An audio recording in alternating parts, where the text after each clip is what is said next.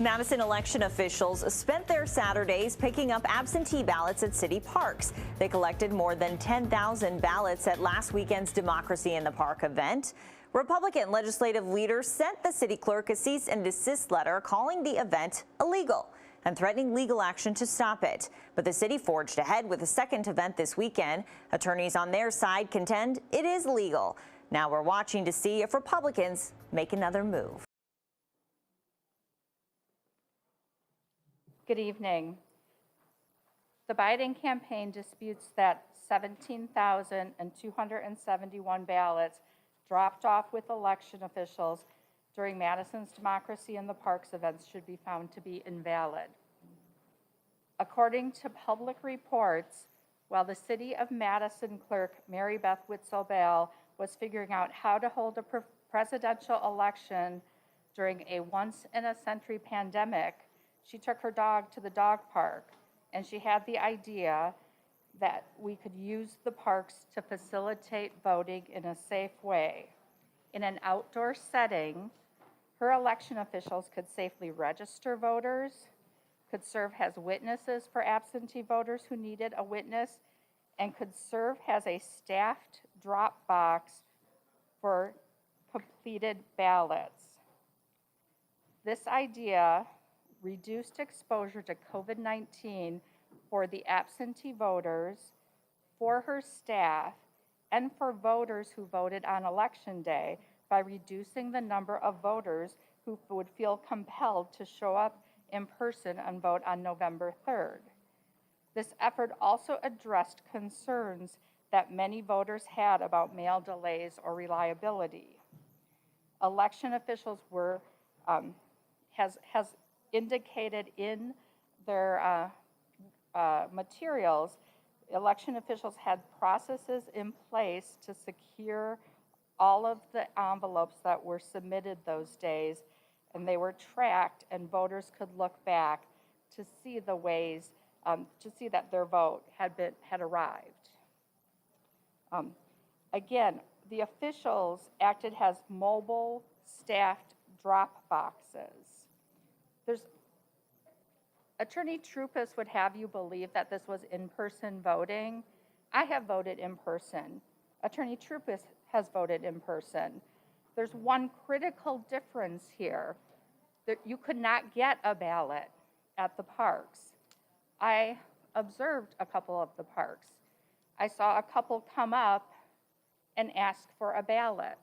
When the workers explained that they don't have any ballots there to hand out, the people kind of prodded a little bit to kind of test the workers. And they were assured that if you have your ID with you, you can register if you need to register.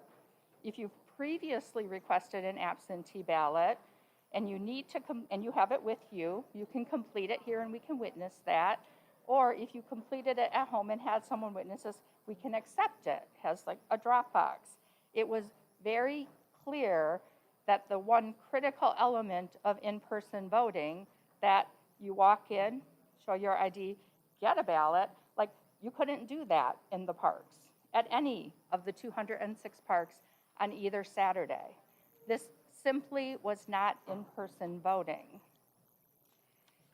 So the clerk's activities offering these 206 mobile drop boxes was fully consistent with the Wisconsin Election Commission's August 19th, 2020 memo. And I have these in packets for the board. Were they distributed? So in recognizing that we were trying to have a presidential election during a pandemic, Elections Commission sent out information about drop boxes, encouraging municipalities all around the state to utilize these. Language in the memo makes it clear that the drop boxes could be either staffed or unstaffed.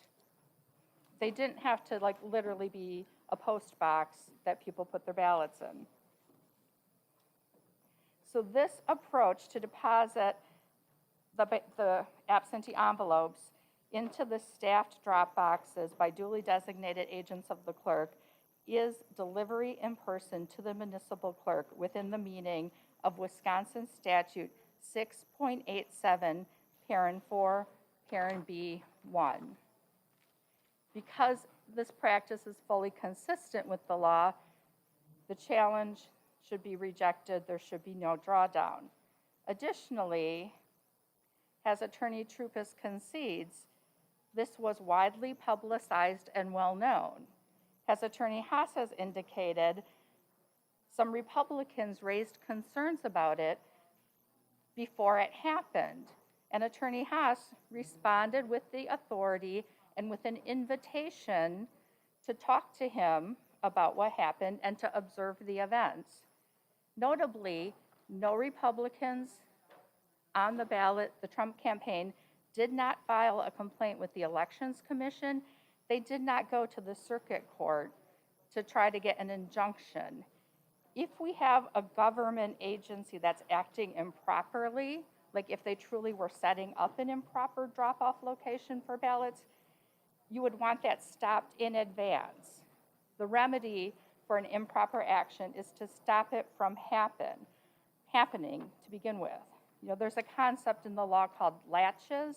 You don't get to watch your opponent knowingly do the wrong thing you don't want them to do and then call them out later when there's no opportunity.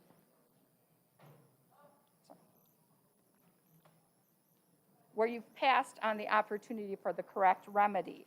Again, if this is, we don't think it is, but if this were ever found to be an improper way to gather ballots, the remedy is to not allow it again, not to disenfranchise 17,000 voters. To be clear, not counting 17,000 votes in Madison is simply unconstitutional. The Wisconsin Supreme Court in case law has said that you cannot deprive the voter of his vote for no fault of his own. That would deprive him of his constitutional right to vote. This is wholly consistent with how you have been making decisions here this week, where it's been a clerk's error, not the voter's error, then you have refused to do a drawdown. That same principle applies here in spades. The important part here, and that principle is important because 17,000 voters, registered voters, valid voters, relied on the City of Madison's representations that the city could lawfully collect ballots at these locations on these 2 Saturdays.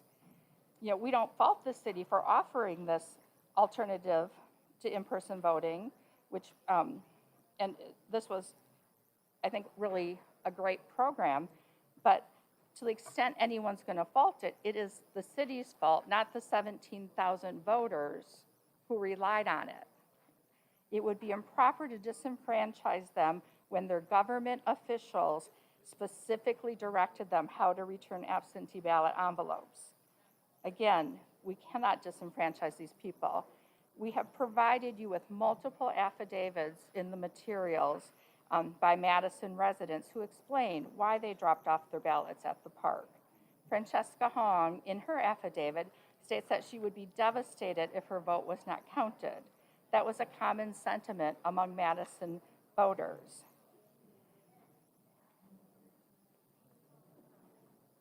We also reject the notion that the city or anyone had an obligation to sort the ballots in any way. When ballots are in drop boxes, they're not segregated in any way.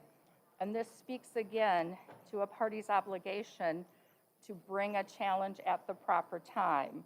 The proper time was when they admittedly knew it was happening and could have brought a challenge to the Elections Commission or to a court and simply did not.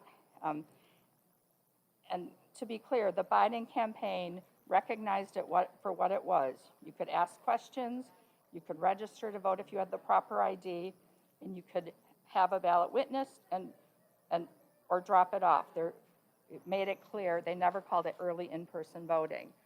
The Trump campaign could have also encouraged their voters to drop off ballots, or if they thought it was an illegal event, they could have tried to shut it down. But they can't be heard now to try to punish Madison voters for relying on the actions of their officials. Thank you. Thank you.